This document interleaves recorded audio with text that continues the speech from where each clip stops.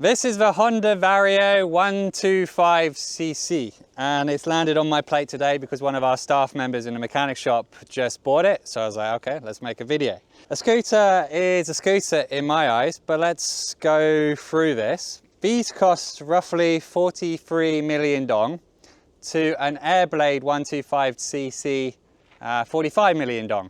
And so these bikes are sort of similar-ish. And I was asking my staff, okay, so why would you buy a Vario over an Airblade? And the answer is, which is interesting to me, if you're like over 30 years old, you buy an Airblade. If you're 20 to 30 years old, you buy a Vario. Do you like the bike? No, I don't like the bike. Why not? By the way, the cameraman is 20 years old? 26. 20, you're 26. Jesus, you got old. Why don't you like it? Chi Chow? Too cool, young buffalo? Young buffalo. Okay, he's saying it's for the cool kids. Okay. Okay, let's go a bit deeper. What is cool for the young generation about the Vario or the sort of new bikes like Winner X's and things? The seats lean forwards, right? The handlebars are actually lower and narrower. So when I did my initial test drive of this bike, I'm not going to say it to the staff member's face, but I didn't like it. It felt like it's for a girl. It's got very low, narrow handlebars, and the seating position for someone of my size ends up in the middle on this horrible ramp down here. Very cramped cockpit, right? I can't sit back, so you've got two very separated seats, back and front. The older bikes, like the Airblades, and actually the funny thing, the Honda Vision, which is my favorite Honda scooter and also the cheapest.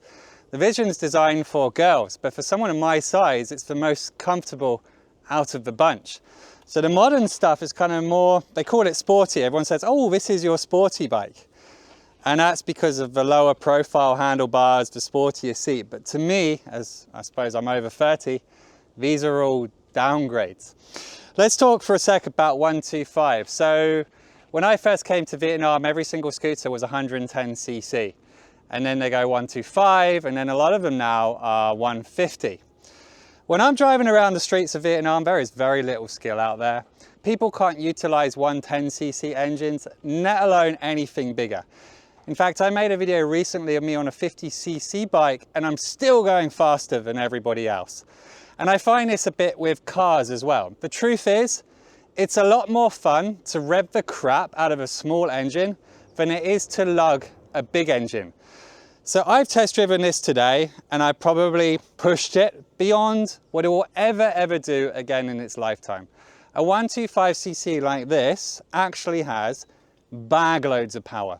Way more power than you need in a city and way more power than the average person can actually handle if using the bike, let's say, properly. So this bike will always be very mildly chugged around the city, the same way most people drive high performance cars. It's liquid cooled, and as I say, smooth as silk, bag loads of power. And I guess that's probably why the young generation of 20 to 30-year-olds like it. Moving on, this is 110 kilograms, which is not that light, but it's okay. It's got a monoshock on the back, and actually, I'll do it in a minute, but hitting these potholes is my main complaint with most scooters. This does actually have better suspension than the average scooter. It's got 14-inch wheels, exactly the same as an Airblade, but the marketing on the website says wider profile tires. That's a cool thing. I don't know if it's true or not, but anyway, that's the marketing on it. It comes with a USB charger in here. Definitely something you need with our enormous modern phones that never run out of battery anymore. It's got a front disc brake and drum brakes on the back. And I've forgotten what the technical term is, but most scooters are like this. You hit one brake and it will semi-hit the other brake for you to give you better stopping power. So the brakes are sort of combined. Most scooters in Vietnam are like that, but anyway, it's a piece of the marketing that comes with the bike. Other quick observations on the outside. This plastic trunk that I opened here is quite big, bigger than my Honda Lead, but it is the cheapest, crappiest plastic I've ever touched. If that was me, I break everything. I am the most rough. That's one of the reasons I'm good at test driving bikes, because I test drive our bikes with the concept of trying to break it. If I break it, then it's not good enough for the customer, right? If I owned this bike, I would break that in about a week. Now, it comes with a magnetic key here, and I purposely, at this point in my life, not asked anyone how I open the seat. So I'm gonna sit here and see how long it takes me to figure out how to open the seat on the bike.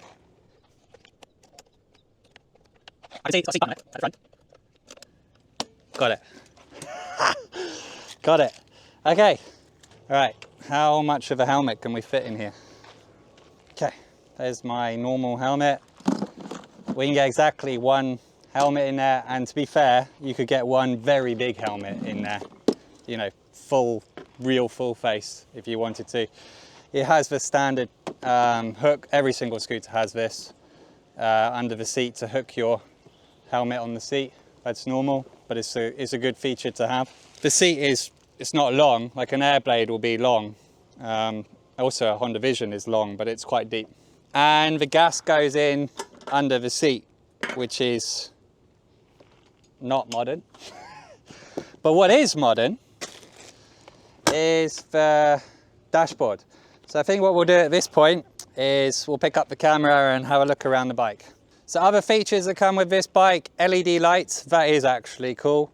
It's got the system where if you're at traffic lights idling, it will cut out for you. When you hit the gas, it will start up again.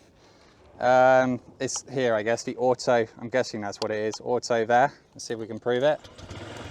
It should die, or not, maybe you have to sit on it. This is what I hate about modern bikes. It's definitely got idle turn off technology. I read it on the manual, where at traffic lights it will turn off, you hit the gas and it will go back on again, but I can't get it to work. In fact, I'm not even sure I know how the lights work. Really showing my age. Fully digital dashboard.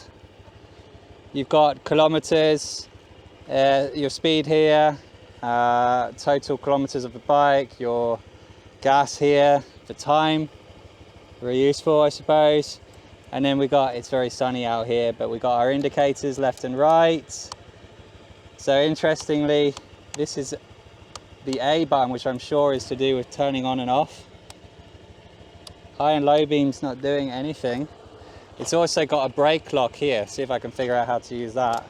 So the idea is you can lock your brakes in a parking lot. Oh, so now,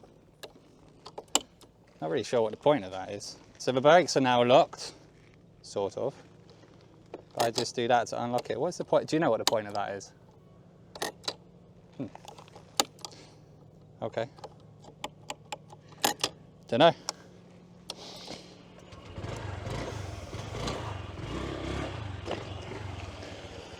No kick.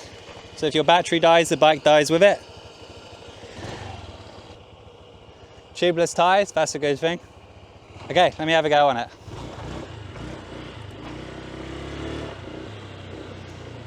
It is silky smooth over bumps.